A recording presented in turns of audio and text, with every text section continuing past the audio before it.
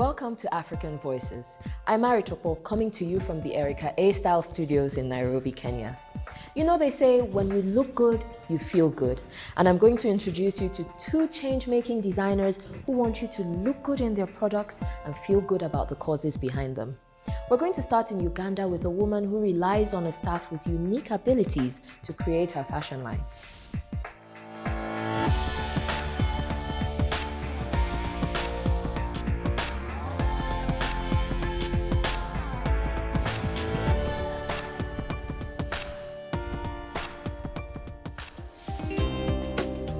Africa is a continent which welcomes everyone. It's a continent which has the resources which you can get and you earn a living out of them. You create something that will benefit both the environment and the community. Hello, I transformed the plastic waste crisis in Africa into an inclusive eco-fashion label, providing employment opportunities to people with disabilities and youth. I am Juliet Namujju and I'm a change maker. By anyone's standards, Juliet Namujju is a remarkable young woman. The bottle tops, the chocolos, or gifts. Orphaned at a young age, she has overcome an incredibly challenging start to life to become an inspirational woman who's giving hope and opportunities to some of Uganda's most deprived individuals and communities. Her desire to bring about change started early. What inspired me is that ever since I was young, my grandmother was a tailor and a designer. So when she used to cut her materials, I could collect them, sew them into small dolls and my flowers using a hand needle. And as a child, this changed my mindset towards waste, and I started to see the value in protecting the environment. Even when I finished high school, she didn't have enough money for me to join the university, but I was so passionate about fashion, I decided to do a short course in fashion and design such that I can promote my skill and even I can also empower other people through the fashion skills. Her grandmother continues to play an important part in her life. She's the one who raised me, and she's the one who taught me how to sew and all details concerning fashion and design. Hello.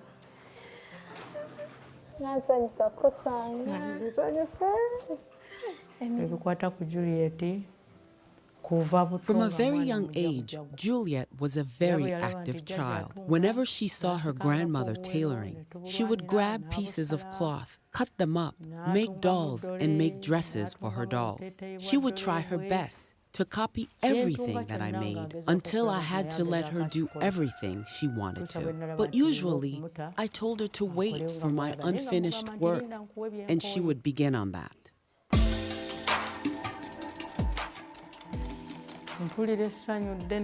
I feel great joy because I always told her not to cut my clothes, not to take any of my things, but she always insisted.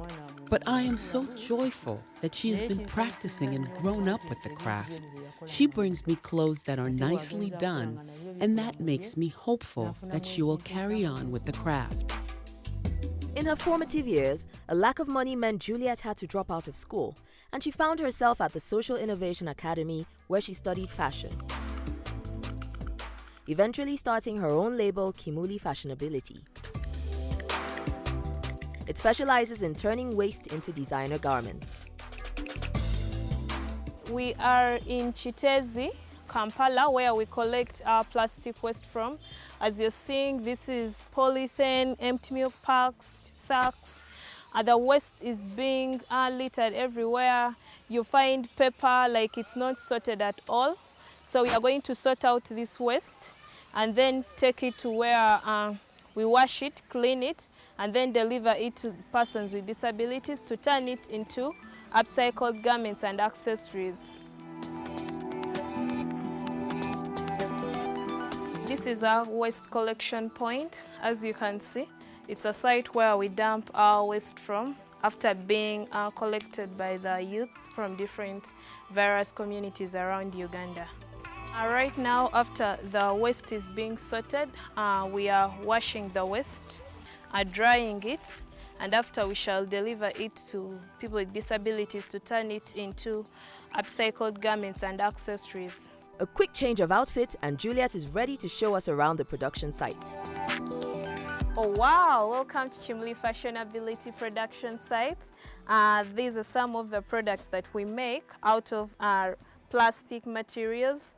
For example, this is a wallet being made out of a cement bag, and this is a makeup kit. It's durable, waterproof, unique, eco-friendly, sustainable, and it's being made out of a sugar sack and an African fabric on top.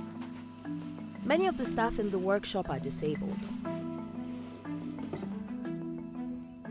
My name is Nabagala Agnes. I am a tailor and I also train other people with disabilities to make different accessories and fabrics, like bags and also wallets. I'm called Achille Brenda. And then I learned how to make clothes. I learned how to make sweater, how to make jacket. Products come from plastic. Me to make this one, it takes 3 hours to make it. My name is Nadia Zahara. Kimuli Fashionability has empowered me in a way that training me the skills of fashion, not only the skills of fashion, but also in other different things like being a cashier. All those skills have enabled me to grow. Many of the items created here end up in shops in Uganda. Juliet is a regular visitor and supplier. Kimuli Fashionability work has really taken me miles because of my story, because of the work that we do, not only me, but also my other team members. Since 2017, that is the first year, because we had already begun, we had just begun. It is a year where we first organized our first charity fundraising fashion show, and we were fundraising some little funds to buy sewing machines and train people with disabilities, of which it was successfully, and it was a breakthrough for us. That is when we started getting connections, that is when we won awards, that is when even more customers came in. So it was like an opening door for us to be more successfully and for us to push these two noble causes forward. But far from resting on her laurels, Juliet is keen to push on and grow the brand. After the break, she's back at the academy where she honed her skills, and she also has a fashion show to put on.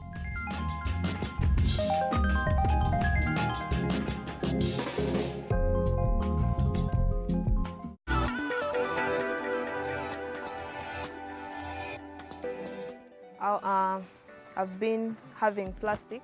Still a young woman, Juliet Namujju is already an established figure on the Ugandan fashion scene.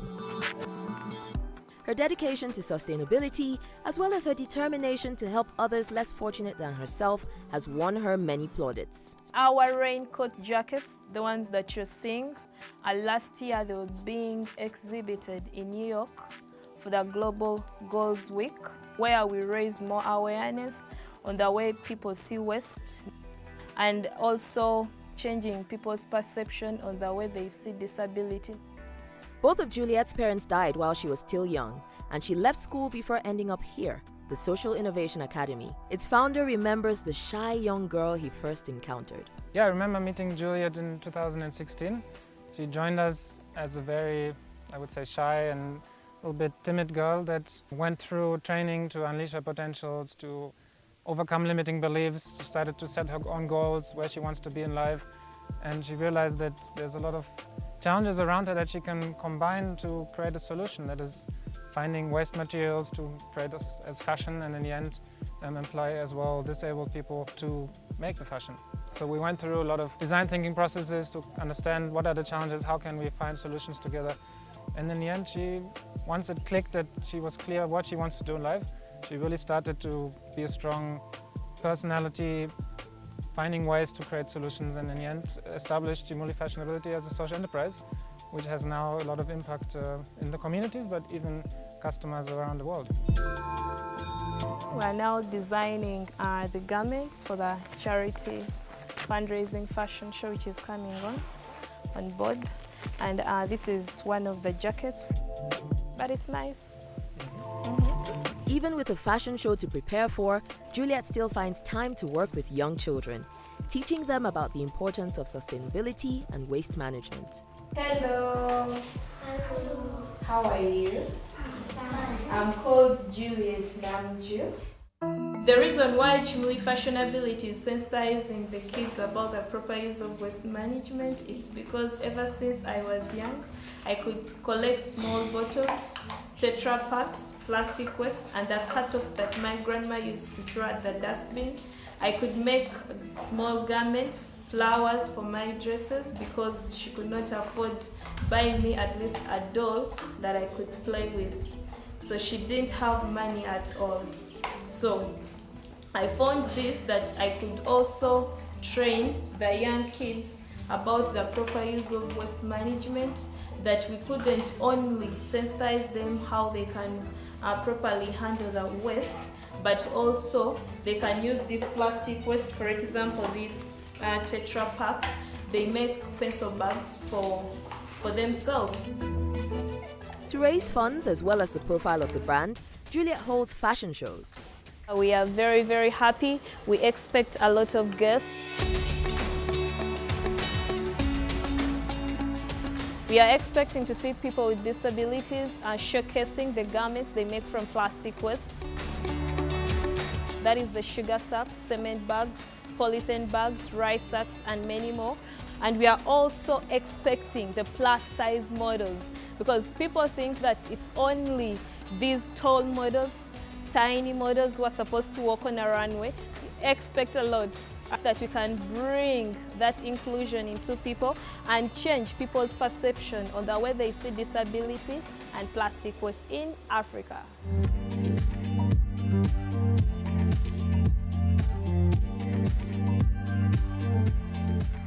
The show was very successful in that people turned up, different people with disabilities showcased the garments they make from plastic waste.